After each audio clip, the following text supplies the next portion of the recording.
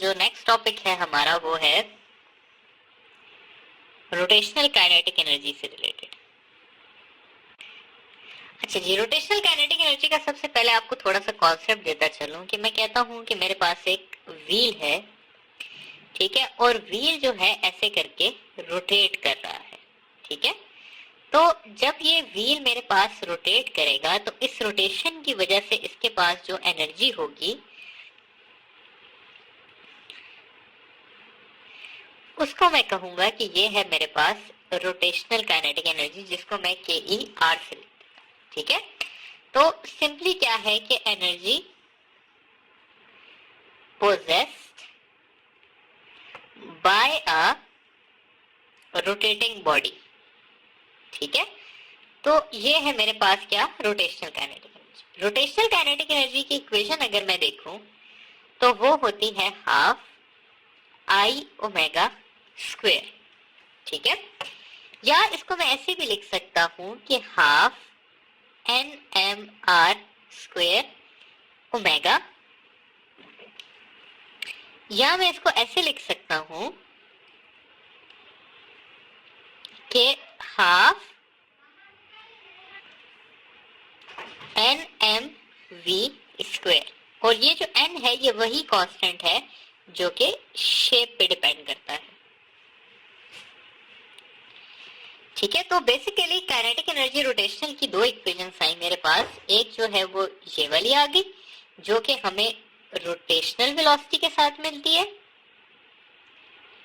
और दूसरी जो है वो ये वाली इक्वेशन है जो कि लीनियर वेलोसिटी का रिलेशन बताती है रोटेशनल काइनेटिक एनर्जी के साथ, ठीक है। अच्छा, आगे अगर बात करें तो काइनेटिक एनर्जी रोटेशनल जो है वो एक स्केलर क्वांटिटी है और यूनिट जो है वो इसका जाउल ही है, ठीक है। तो ये है रोटेशनल काइनेटिक एनर्जी। ये पढ़ाने का मकसद क्या था मेरा, असल में मैं आपको एक टॉपिक कराना चाहता हूं जो कि है energy conservation in rotating body. सवाल इस तरह का आता है स्टूडेंट्स आपके पास कि आपको एक इंक्लाइंड प्लेन दी हुई होती है, इस तरह से एक इंक्लाइंड प्लेन होगी आपके पास, और इस इंक्लाइंड प्लेन का एक एंगल होगा, और यहाँ पे इसकी हाइट दी हुई होगी आपको h, और कहा होगा कि हम एक डिस्क को, यानी कि एक सॉलिड डिस्क को और इसके साथ एक रिंग को इसके डाउनवर्ड भेजते हैं, ठीक है। तो यहाँ पे वेलोसिटी किसकी ज्यादा होगी, डिस्क की या हुप की। इसकी जगह आपके पास स्फीयर और डिस्क का कंपैरिजन भी दिया जा सकता है, और भी मुख्तलिफ कंपैरिजन दिए जा सकते हैं, ठीक है। तो ये आपने देखना है कि भाई किसकी जो है वो वेलोसिटी ज्यादा होगी। अब देखिए स्टूडेंट्स, क्या होता है कि अगर मैं डिस्क को फॉर एग्जांपल ले लूं, जब डिस्क यहाँ से आएगी तो एक डिस्क रोटेशन परफॉर्म करेगी और दूसरा वो नीचे की तरफ आएगी। तो लीनियर आने की वजह से उसके पास लीनियर काइनेटिक एनर्जी होगी, और गोल घूमने की वजह से उसके पास रोटेशनल काइनेटिक एनर्जी होगी। तो मैं ऐसे लिख सकता हूं कि इसकी जो पोटेंशियल एनर्जी थी वो कन्वर्ट हो गई रोटेशनल काइनेटिक एनर्जी में और लीनियर काइनेटिक एनर्जी में। पोटेंशियल एनर्जी को मैं लिख सकता हूं mgh। रोटेशनल काइनेटिक एनर्जी हमने देखा था इक्वल होती है हाफ NMR स्क्वायर, और लीनियर काइनेटिक एनर्जी होती है हाफ, सॉरी mr स्क्वायर नहीं mv स्क्वायर, और ये इक्वल होती है हाफ mv स्क्वायर। m आपके पास कैंसिल हो जाएगा, और यहां से जब मैं v की इक्वेशन निकालूंगा तो वो बनेगी √2gh n+1, ठीक है। तो ये है रिलेशनशिप ऑफ वेलोसिटी के, वेलोसिटी जो है वो जब ये डिस्क यहाँ पे पहुंचेगी तो इसकी वेलोसिटी क्या होगी। अब अगर मैं यहाँ पर डिस्क की फाइंड करना चाहता हूँ, ठीक है, डिस्क की फाइंड करना चाहता हूँ, या मैं यहाँ पर रिंग की फाइंड करना चाहता हूँ, तो डिस्क के केस में मैं क्या करूंगा, डिस्क के केस में मैं n की वैल्यू पुट कर दूंगा 1/2, ये आ जाएगा मेरे पास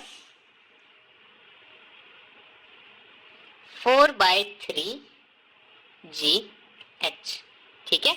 जबकि रिंग के लिए मैं n की वैल्यू डाल दूंगा 1, तो इसकी इक्वेशन कुछ बन जाएगी 2GH डिवाइडेड बाई 2, तो √GH, ठीक है।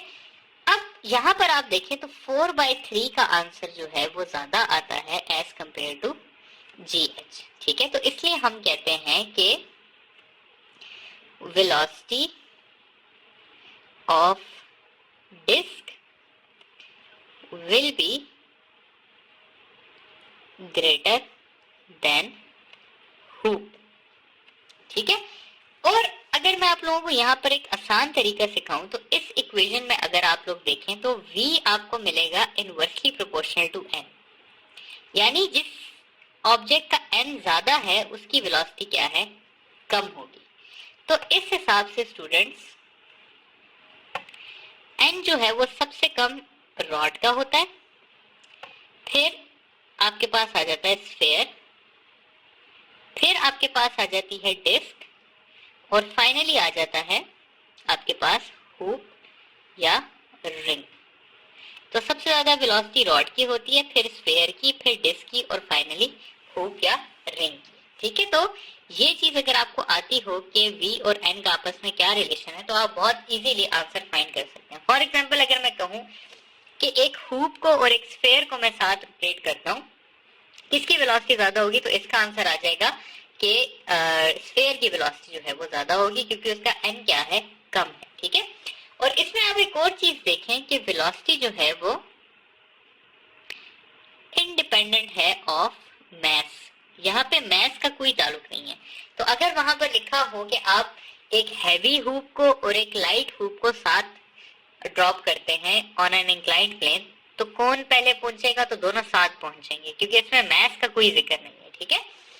तो ये हो गया आपके पास mass energy principle, sorry work energy principle with respect to rotational motion. Next portion है हमारा वो सैटेलाइट से रिलेटेड है। अच्छा, सैटेलाइट्स क्या होती हैं? सैटेलाइट्स हमारे पास ऑब्जेक्ट्स होते हैं जो कि रिवॉल्व कर रहे होते हैं अराउंड द प्लैनेट, ठीक है, और उनको अपनी जगह पे रखा हुआ किसने होता है, उस प्लैनेट की ग्रेविटेशनल फील्ड ने। सैटेलाइट की टाइप्स के बारे में अगर हम बात करें तो सैटेलाइट्स हमारे पास दो टाइप्स की होती हैं।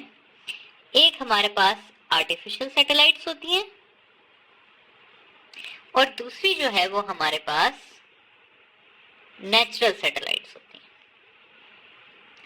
नेचुरल सैटेलाइट्स जो हैं वो एग्जिस्ट करती हैं, उनको बनाया नहीं होता। आर्टिफिशियल सैटेलाइट्स जो हैं वो मैन मेड होती हैं। नेचुरल सैटेलाइट्स को हम दूसरे अल्फाज में मून भी कहते हैं, ठीक है। जिस तरह अर्थ के पास एक मून है, जितने बड़े स्टार्स हैं आपके पास, सॉरी प्लैनेट्स हैं, उनके पास ज्यादा मून्स हैं, तो नेचुरल सैटेलाइट्स को हम मून भी कहते हैं। आर्टिफिशियल सैटेलाइट्स जो हैं वो मैन मेड होती हैं, और आर्टिफिशियल सैटेलाइट्स हमारे पास 3 डिफरेंट टाइप्स की होती हैं। एक हमारे पास होती हैं जियो पोजिशनिंग सैटेलाइट्स,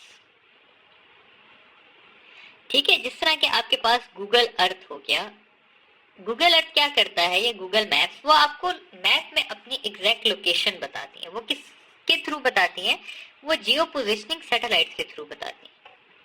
दूसरी टाइप्स ऑफ होती है हमारे पास कम्युनिकेशन सैटेलाइट्स, ठीक है। कम्युनिकेशन सैटेलाइट्स का क्या काम होता है कि फॉर एग्जांपल आपने यहाँ से फोन मिलाया, सैटेलाइट वो सिग्नल रिसीव करेगी और एक और फोन पे सेंड करेगी। तो ये है मेरे पास क्या, कम्युनिकेशन सैटेलाइट्स।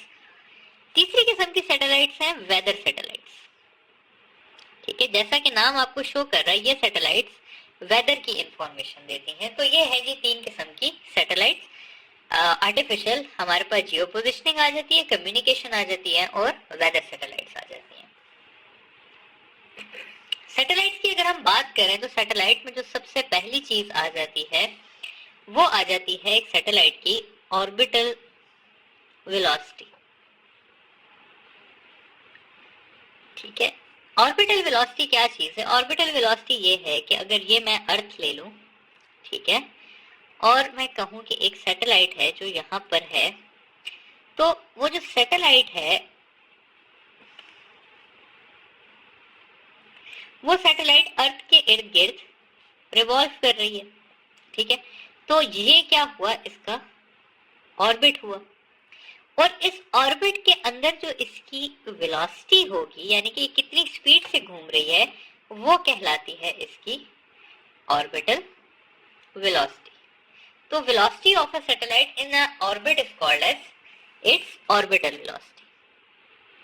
अच्छा, अब ऑर्बिटल वेलोसिटी की जो इक्वेशन होती है स्टूडेंट्स हमारे पास, वो इक्वल होती है under root G M by R, ठीक है। इसमें ये जो आपके पास g है ये ग्रेविटेशनल कांस्टेंट है, ये जो आपके पास m है ये मास ऑफ द अर्थ है, और ये जो r है ये है आपके पास डिस्टेंस फ्रॉम द अर्थ, यानी कि यहां से यहां तक का जो डिस्टेंस है ये क्या है, r है, ठीक है। अब मैं जरा रिलेशंस देख लेता हूं कि किसके साथ इसका क्या रिलेशन है। सबसे पहले देख लेते हैं हम मास ऑफ अर्थ के साथ, ठीक है। तो वेलोसिटी का और मास ऑफ द अर्थ का डायरेक्ट रिलेशन है। तो अगर मैं कहूं कि मैं मास ऑफ अर्थ को डबल कर देता हूं, तो मुझे वेलोसिटी उसी ऑर्बिट में रखने के लिए कितनी करनी पड़ेगी, 1.4 टाइम्स करनी पड़ेगी। सेकंड रिलेशन स्टूडेंट्स में देख लेता हूं यहाँ पे रेडियस का, कि वेलोसिटी और रेडियस फ्रॉम अर्थ का क्या रिलेशन है, ठीक है। तो इनका आपस में इनवर्स के स्क्वायर का रिलेशन है। तो अगर मैं रेडियस को इंक्रीज करूंगा तो वेलोसिटी क्या हो जाएगी सैटेलाइट की, कम हो जाएगी। तो अगर मैं आप लोगों से सवाल पूछूं कि मेरे पास दो पॉइंट्स हैं, एक ये ए पॉइंट है, दूसरा ये बी पॉइंट है, तो बी पॉइंट वाली सैटेलाइट की वेलोसिटी कम होगी या ए की? तो बी पॉइंट वाले की वेलोसिटी कम होगी, क्योंकि उसका रेडियस क्या है, फ्रॉम अर्थ ज्यादा है, ठीक है। तो ये बात आपको पता होनी चाहिए। रेडियस से रिलेटेड एक और बात आप लोगों को बताता चलूं कि अगर मैं कंसिडर करता हूं कि एक सैटेलाइट सरफेस ऑफ अर्थ पे रोटेट कर रही है, तो ये आर की वैल्यू हो जाएगी capital R, radius of earth, और जब मैं v में ये वैल्यू डालूंगा तो वो आ जाएगा 7.9 किलोमीटर पर सेकेंड।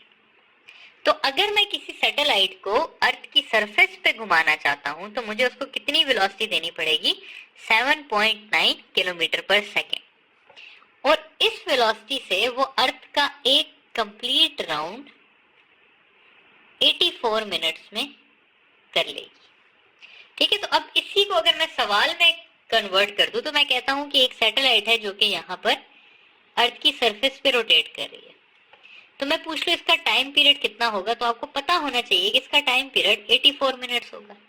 मैं पूछ लूं इसकी वेलोसिटी कितनी होगी, तो आपको पता होनी चाहिए कि इसकी वेलोसिटी 7.9 किलोमीटर पर सेकेंड होगी, ठीक है। तो ये है relationship of mass and relationship of distance from the earth. इसमें जो relationship of distance from the earth है वो इंपॉर्टेंट है, क्योंकि हम सैटेलाइट की स्पीड नहीं कंट्रोल कर सकते, हम सैटेलाइट का सिर्फ डिस्टेंस कंट्रोल कर सकते हैं।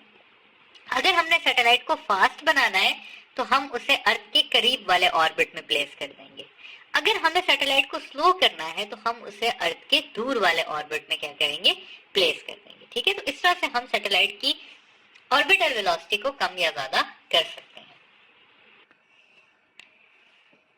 ऑर्बिटल वेलोसिटी के बाद जो हमने नेक्स्ट चीज इस पर हमने गौर करना है वो है जियोस्टेशनरी ऑर्बिट्स का या जियोस्टेशनरी सैटेलाइट्स का। जियोस्टेशनरी ऑर्बिट या सैटेलाइट्स के बारे में मैं ये लिख सकता हूं कि satellites having time period equal to that of Earth, ठीक है, तो ये है क्या, ये है हमारे पास जियोस्टेशनरी ऑर्बिट क्या होते हैं। अच्छा, ये आपको मैं, जिसको नहीं समझे इसको मैं समझाने की कोशिश करता हूँ। देखिए स्टूडेंट्स, मैं कहता हूँ कि ये है जी हमारे पास अर्थ, ठीक है, और मैं कहता हूँ कि एक सैटेलाइट है वो अर्थ के काफी करीब है। अब ये सैटेलाइट लेट से चाइना ने अपने लिए बनाई थी ताकि ये अपनी कम्युनिकेशन कर सके। अब इस सैटेलाइट का टाइम पीरियड है 84 मिनट्स, यानी कि 84 मिनट्स में ये फुल अर्थ का राउंड कंप्लीट करेगी। मैं कहता हूं जी चाइना ने भेजा और हम देखते हैं जी कि 10 मिनट्स के बाद जो है, क्या ये चाइना के ऊपर होगी? नहीं जी, ये 10 मिनट्स के बाद चाइना के ऊपर नहीं होगी। 10 मिनट्स के बाद ये इधर आ चुकी होगी। यहाँ पर अब ये किसी और कंट्री को जो है वो अपनी सर्विसेज प्रोवाइड कर रही होगी। तो क्या चाइना को इसका फर्क कुछ फायदा हुआ? नहीं हुआ। चाइना को तो ऐसी सैटेलाइट चाहिए जो कि कंटिन्यूसली चाइना के ऊपर रहे। ठीक है, तो यहां पर हमारे पास आ जाता है किसका कॉन्सेप्ट? जियो स्टेशनरी ऑर्बिट का कॉन्सेप्ट। जियो स्टेशनरी सैटेलाइट क्या होती है? जियो स्टेशनरी सैटेलाइट एक ऐसी सैटेलाइट होती है जो कि 24 आवर्स में अपनी एक कंप्लीट रोटेशन करती है। ठीक है, अर्थ भी कितनी देर में करती है? 24 आवर्स में, और ये सैटेलाइट भी कितनी देर में कर रही है? 24 आवर्स में। तो जो चाइना के ऊपर वाली सैटेलाइट थी वो हमेशा कहाँ रहेगी? वो चाइना के ऊपर ही रहेगी। ठीक है, तो जियो स्टेशनरी और ये जो हमारे पास सैटेलाइट है, इनका टाइम पीरियड कितना होता है? इनका टाइम पीरियड 24 आवर्स होता है। कॉन्सेप्ट क्या है कि ये अर्थ के टाइम पीरियड को मैच करती है। ठीक है, अच्छा, अब हमने ये पढ़ा था स्टूडेंट्स के वेलोसिटी ऑफ जो सैटेलाइट है वो है Gm/r। इसमें देखें स्टूडेंट्स, हम m को चेंज नहीं कर सकते, हम g को चेंज नहीं कर सकते। सिर्फ एक चीज जो हमारे बस में है वो है रेडियस फ्रॉम अर्थ। तो मैं क्या करता हूं कि मैं सैटेलाइट को दूर लेके जाता हूं। जितना ज्यादा दूर लेके जाऊंगा, रेडियस बढ़ाऊंगा, उतनी वेलोसिटी क्या होगी? कम होगी, और उतना ज्यादा टाइम पीरियड क्या होगा? कम होगा। और इवेंचुअली वो टाइम पीरियड आ जाएगा जब सैटेलाइट 24 आवर्स में अपनी रोटेशन कंप्लीट कर रही होगी। तो मेरे पास जो हाथ में है वो क्या चीज है? रेडियस फ्रॉम अर्थ। और रेडियस कितना होना चाहिए सैटेलाइट का? सैटेलाइट का रेडियस होना चाहिए Gmt² divided by 4π² whole raise to the power 1/3। और इस इक्वेशन में अगर मैं t की वैल्यू 24 आवर्स लगा दूं तो r की वैल्यू बन जाती है 4.23 into 10 raise to the power 4 kilometre. यानी कि अगर मैं सैटेलाइट को इतने फासले पे रखूंगा अर्थ से, तो उसका टाइम पीरियड कितना हो जाएगा? 24 आवर्स हो जाएगा। ठीक है, तो ये है हमारे पास क्या? जियो स्टेशनरी ऑर्बिट्स का सारा कॉन्सेप्ट कि आप सैटेलाइट को जितना अर्थ से दूर करेंगे उसका टाइम पीरियड कम होता जाएगा। एक खास डिस्टेंस आएगा कि जब सैटेलाइट की रोटेशन का टाइम पीरियड और अर्थ की रोटेशन का टाइम पीरियड सेम हो जाएगा। उस मौके पे क्या होगा कि सैटेलाइट अर्थ के ऊपर एक फिक्स पॉइंट पे रहेगी। ठीक है, वो डिस्टेंस किसके इक्वल होता है? वो 4.23 एक्सपोनेंट 10 टू द पावर 4 के इक्वल होता है। और अगर हम कोई और टाइम पीरियड भी बनाना चाहते हैं तो वो इस इक्वेशन से हम निकाल सकते हैं। ठीक है, तो ये हो गया हमारे पास जियो स्टेशनरी ऑर्बिट्स का। फाइनली सैटेलाइट से रिलेटेड एक और लास्ट चीज है, वो भी कर लेते हैं, और वो है हमारे पास आर्टिफिशियल ग्रेविटी का कॉन्सेप्ट। अच्छा जी, आर्टिफिशियल ग्रेविटी क्या होती है?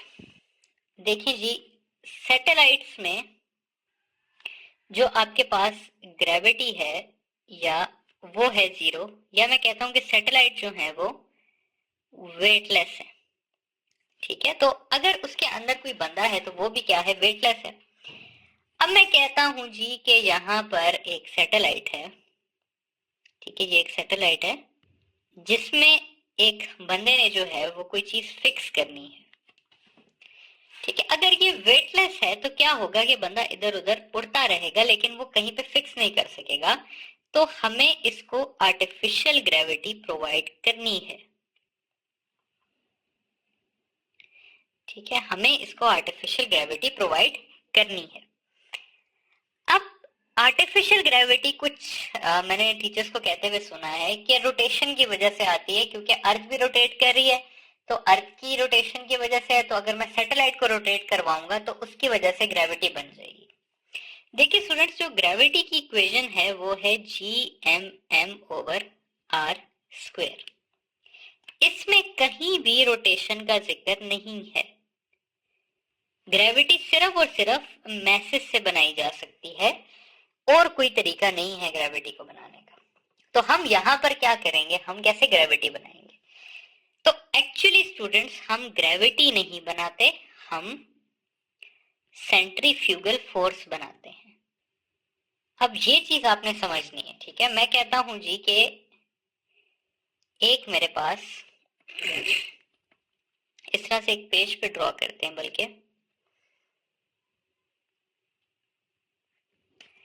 मैं कहता हूं कि ये है मेरे पास सैटेलाइट की रिम, ठीक है। और इस सैटेलाइट की रिम पे मैंने क्या किया है कि मैंने इन जगहों पे सारे सिस्टम्स लगा दिए।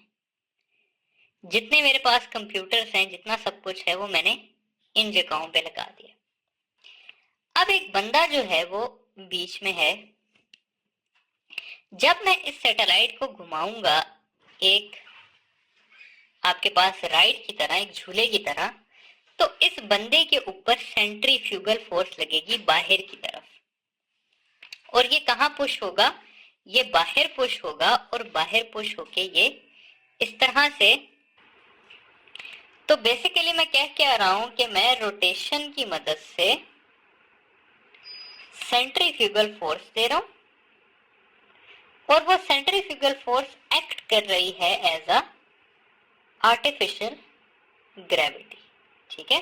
तो ये आप लोगों ने लास्ट में याद रखना है कि अगर कभी एमसीक्यूज में आ गया कि artificial gravity is gravitational force या सेंट्रीफ्यूगल फोर्स, तो आपको पता होना चाहिए कि ये एक सेंट्रीफ्यूगल फोर्स है, ये ग्रेविटेशनल फोर्स नहीं है, ठीक है। अच्छा, अब मैं सैटेलाइट को कितनी फ्रीक्वेंसी से घुमाऊंगा, कितनी फ्रीक्वेंसी से घुमाऊंगा कि उसकी जो सेंट्रीफ्यूगल फोर्स है वो इक्वल टू हो जाए ग्रेविटेशनल फोर्स के, ठीक है।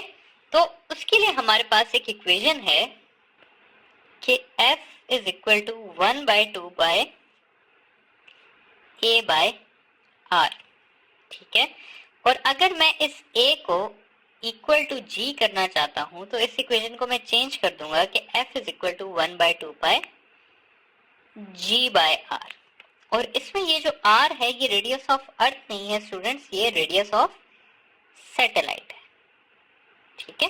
तो इस इक्वेशन के जरिए आप फाइंड कर सकते हैं कि आपको कितनी फ्रीक्वेंसी से सैटेलाइट को रोटेट करना चाहिए ताकि उसकी जो ग्रेविटी है वो इक्वल टू अर्थ हो जाए, और अंदर जो आपके पास एस्ट्रोनॉट है उसको ये फील हो कि वो एक नॉर्मल एनवायरनमेंट में है, ठीक है। तो ये हो गया हमारे सैटेलाइट से रिलेटेड टॉपिक्स।